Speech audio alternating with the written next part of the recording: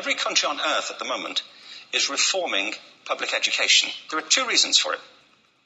The first of them is economic. People are trying to work out, how do we educate our children to take their place in the economies of the 21st century? How do we do that? Given that we can't anticipate what the economy will look like at the end of next week, as the recent turmoil is demonstrating. How do we do that? The second, though, is cultural. Every country on earth is trying to figure out, how do we educate our children so they have a sense of cultural identity and so that we can pass on the cultural genes of our communities while being part of the process of globalization. How do we square that circle? The problem is they're trying to meet the future by doing what they did in the past. And on the way, they're alienating millions of kids who don't see any purpose in going to school. When we went to school, we were kept there with a story, which was if you worked hard and did well and got a college degree, you would have a job. Our kids don't believe that. And they're right not to, by the way. You're better having a degree than not, but it's not a guarantee anymore. And particularly not if the route to it marginalizes most of the things that you think are important about yourself.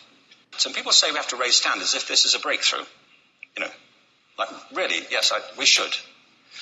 Why would you lower them? You know, I haven't come across an argument that persuades me of lowering them. But raising them, of course we should raise them. The problem is that the current system of education was designed and conceived and structured for a different age. It was conceived in the intellectual culture of the Enlightenment and in the economic circumstances of the Industrial Revolution. Before the middle of the 19th century, there were no systems of public education. Not really. I mean, you could get educated by Jesuits, you know, if you had the money. But public education, paid for from taxation, compulsory to everybody and free at the point of delivery, that was a revolutionary idea. And many people objected to it. They said it's not possible for many street kids, working class children, to benefit from public education. They're incapable of learning to read and write, and why are we spending time on this? So there's also built into it a whole series of assumptions about social structure and capacity. It was driven by an economic imperative of the time, but running right through it was an intellectual model of the mind, which was essentially the Enlightenment view of intelligence. That real intelligence consists in the capacity for a certain type of deductive reasoning and a knowledge of the classics originally. What we come to think of as academic ability. And this is deep in the gene pool of public education, that there are really two types of people, academic and non-academic, smart people and non-smart people. And the consequence of that is that many brilliant people think they're not, because they've been judged against this particular view of the mind. So we have twin pillars, economic and intellectual. And my view is that this model has caused chaos in many people's lives. It's been great for some. There have been people who have benefited wonderfully from it. But most people have not. Instead, they suffer this. This is the modern epidemic, and it's as misplaced and it's as fictitious. This is the plague of ADHD. Now, this is a map of the incidence of ADHD in America, or prescriptions for ADHD. Don't mistake me here. I don't mean to say there is no such thing as attention deficit disorder. I'm not qualified to say if there is such a thing. I know that a great majority of psychologists and paediatricians think there is such a thing. But it's still a matter of debate. What I do know for a fact is it's not an epidemic.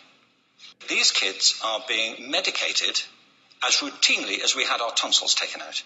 And on the same whimsical basis, and for the same reason, medical fashion. Our children are living in the most intensely stimulating period in the history of the earth. They're being besieged with information and calls for their attention from every platform, computers, from iPhones, from advertising holdings, from hundreds of television channels. And we're penalizing them now for getting distracted. From what? Boring stuff at school, for the most part. It seems to me not a coincidence totally that the incidence of ADHD has risen in parallel with the growth of standardized testing. Now, these kids are being given Ritalin and Adderall and all manner of things, often quite dangerous drugs, to get them focused and calm them down. But according to this, attention deficit disorder increases as you travel east across the country. People start losing interest in Oklahoma.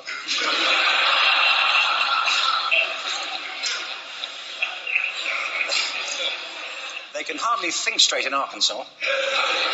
And by the time they get to Washington, they've lost it completely. And there are separate reasons for that, I believe. It's a fictitious epidemic. If you think of it, the arts, and I don't say this exclusively of the arts, I think it's also true of science and of maths, but I say about the arts particularly because they are the victims of this mentality currently, particularly. The arts especially address the idea of aesthetic experience. An aesthetic experience is one in which your senses are operating at their peak, when you're present in the current moment, when you're resonating with the excitement of this thing that you're experiencing, when you are fully alive.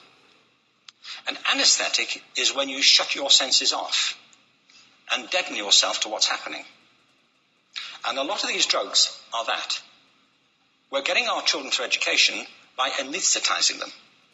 And I think we should be doing the exact opposite. We shouldn't be putting them asleep. We should be waking them up to what they have inside of themselves. But the model we have is this. I believe we have a system of education that is modelled on the interests of industrialism and in the image of it. I'll give you a couple of examples. Schools are still pretty much organised on factory lines, so ringing bells, separate facilities, specialised into separate subjects. We still educate children by batches.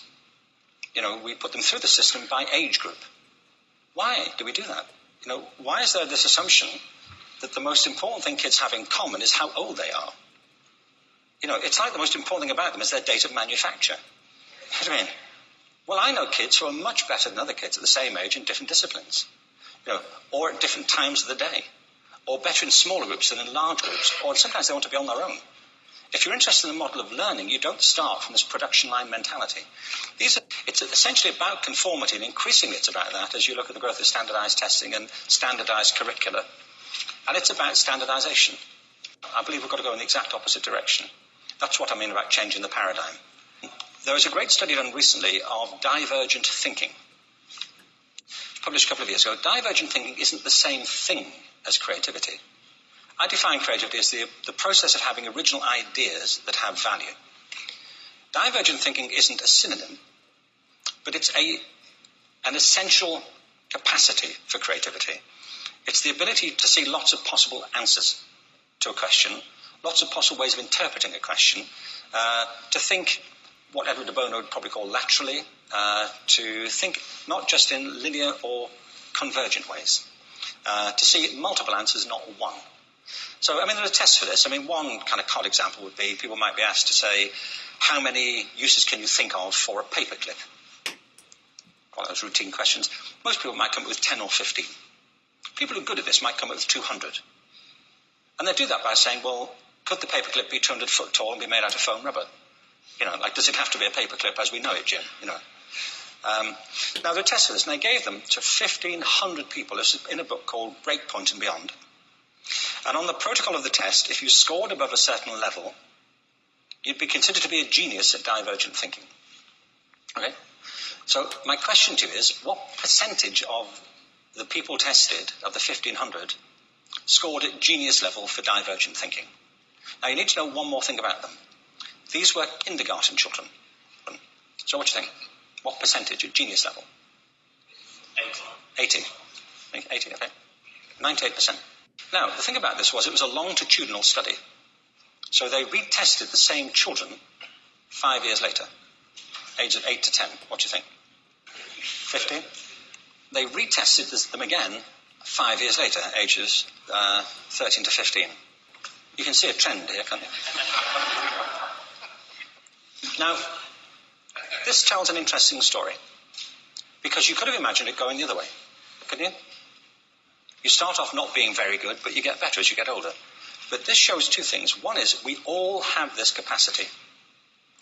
And two, it mostly deteriorates. Now, a lot of things have happened to these kids as they've grown up. A lot. But one of the most important things that happened to them, I'm convinced, is that by now they've become educated. They've spent 10 years at school being told there's one answer, it's at the back. And don't look. And don't copy, because that's cheating. I mean, outside schools, that's called collaboration, but inside schools. Now, this isn't because teachers want it this way. It's just because it happens that way. It's because it's in the gene pool of education. We have to think differently about human capacity.